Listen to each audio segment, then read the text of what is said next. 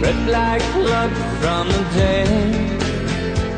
See the prince of people run so many games.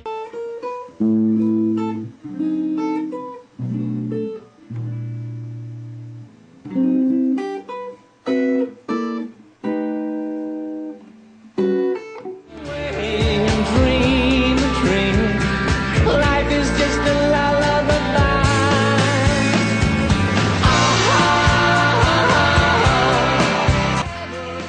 Dari tahun 70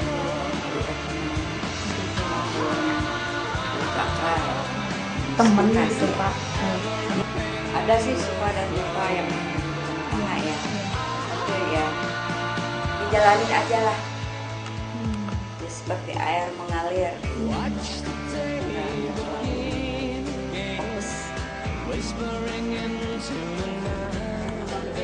Oh, saya di luar itu ngajar juga, udah ngajar, saya main band juga. Iya, dan bikin musik juga, karena di sini juga saya diajarin untuk cara bikin komposisi. Komposisi itu gimana sih cara bikin musik itu? Wah, alasannya sebenarnya saya dari dulu, dari masih sekolah, saya pengen belajar, dikarenakan pembiayaan saya belum belum dapat uang lebih. Nah, setelah ada uang lebih saya belajar. Yono AR lahir pada tahun 1950 silam. Beliau terlahir sebagai sosok inspiratif yang teguh akan pendiriannya. Dengan kegigihannya mengantarkan ia menuju gerbang kesuksesan. Sejak duduk di bangku SMP sudah tertanam jiwa seni yang begitu kental.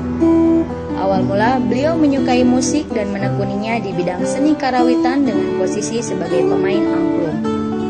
Ketika dunia musik mengalami kemajuan yang pesat, di saat itu pula beliau melihat teman sebayanya memainkan gitar, dan beliau pun memiliki rasa kecintaan terhadap alat musik gitar. Beliau merupakan sosok yang ramah dan bersahaja, mudah bergaul dengan siapapun. Semua orang mengenali dan menghormati sosok Bapak Yono yang mudah bergaul sebagai sesepuh warga Jalan Linggar Wastu Kencana. Tidak hanya itu, para kalangan artis papan atas pun mengenal sosok beliau sebagai guru musik yang luar biasa. Bapak Yono telah berhasil atas murid-murid yang belajar kepadanya menjadi seorang musisi ternama saat ini. Perjalanan yang begitu keras beliau tempuh untuk dapat meraih keinginannya memiliki keahlian lebih pada hobi bermain gitarnya ke negeri Amerika.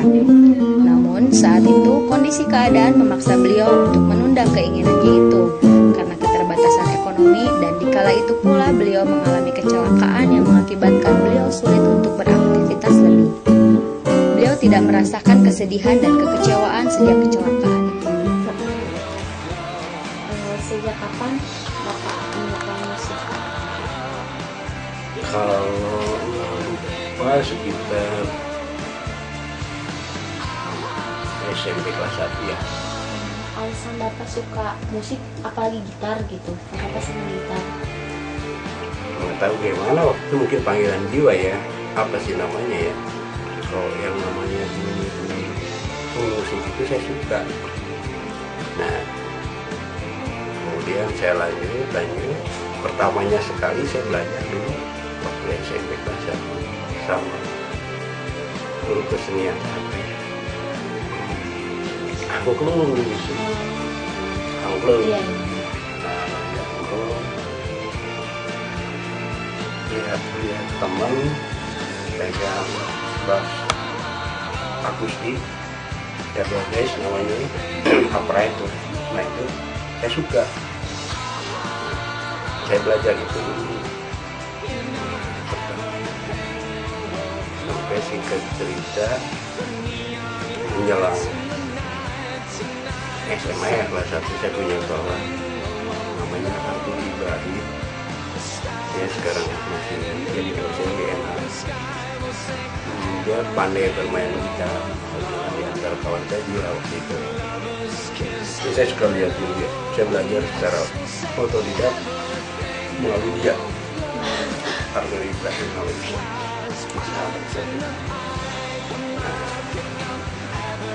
Sampai saya singkat cerita selesai SMA kalau nggak salah saya punya cita-cita gitu.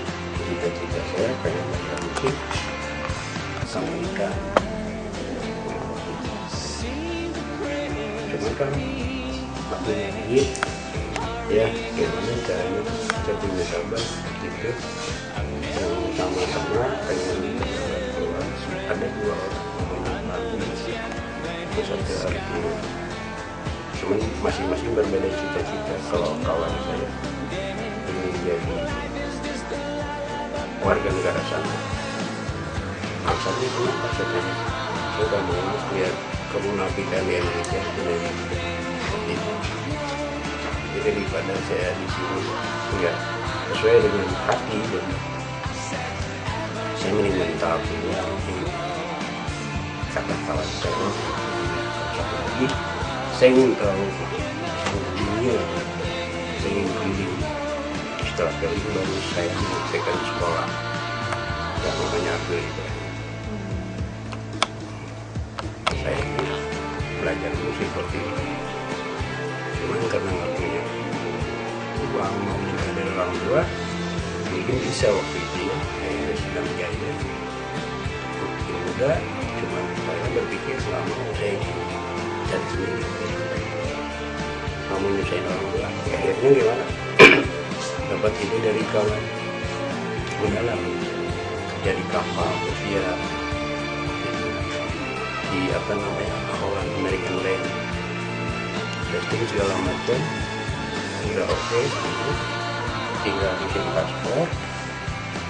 Ada hari lagi saya jatuh dari motor seperti ini kejadian.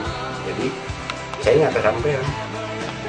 Sampai waktu itu kan yang kawan saya berdua berangkat, kata saya, kamu berdua ini kata ini, saya pikir nggak akan gini. Kenyataannya saya jadi perjalanan lain gitu.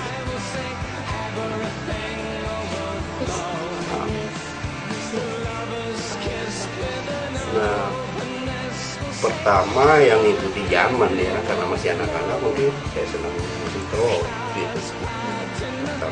Lama-lama saya jenuh gitu, merasa jenuh begini. Terus kebetulan saya ketemu dengan ada anak muda ya di bawah saya, namanya Doni Johendra. Wah, pemainnya luar biasa. Sampai ini saya berkenalan sama beliau. Nah, setelah berkenalan, saya diperkenalkan sama Doni Johendra mengenai musik-musik yang menurut dia berbobot itu. Saya dengar, sampai saya pelajari setahun. Nah, setelah setahun saya baru bisa dapat nikmatnya musik itu ya, yang dia tunjukkan. Ya mungkin yang waktu pertama dikenalkan mungkin salah juga, terlalu berat sebetulnya, yaitu kontemporer jazz. Harusnya mainstream jazz dulu. Itu saya mulai belajar sama Doni Johendra sampai tahu akhirnya ini kehabisan bahan gitu. Yang mudahnya kamu belajar sama guru saya katanya gitu. Ya, saya beralih sama guru saya namanya Freddy Prang. Ya waktu itu bahkan kita sampai sekarang cari sosok kayak dia di gitar buat kayaknya ya di Indonesia untuk musik jazz sulit gitu. Beliau pun punya muridnya yang saya ingat waktu itu 4 orang. Nah, itu ya dari situlah kiprah. Nah, saya belajar sama beliau itu belum selesai karena keburu pulang kami. Jadi saya sebetulnya banyak belajar sendiri, terus dari mereka yang sama juga belajar musiknya. Jadi kalau dibilang mungkin ilmu saya masih, kalau misalkan segini ya, saya baru segini. Dan belum setengah membuat ini ya, karena sulit gitu. Ya akhirnya mengingat hal itu, sekarang namanya gabung-gabungnya musik naonnya saya pelajari, karena nggak pun saya perlu ajis kan untuk masukkan, karena kalau saya mendukung musik jazz memang terutama di Indonesia saya pelajari anak-anak mudanya ya masih sulit untuk menyukai musik jazz. Jadi untuk mengingat hal itu supaya saya bisa Keadaan memaksa beliau untuk menunda keinginannya itu karena keterbatasan ekonomi, dan dikala itu pula beliau mengalami kecelakaan yang mengakibatkan beliau sulit untuk beraktivitas lebih. Beliau tidak merasakan kesedihan dan kekecewaan sejak kecelakaan itu terjadi. Beliau terus berusaha bangkit dari keterpurukan dan berusaha menata impian melestarikan musik blues, jazz, dan musik-musik pada era 80-an. Kini, beliau hidup bahagia bersama seorang istri dan 1 orang putra yang hadir menghiasi keindahan dalam kehidupan keluarga Bapak Yono.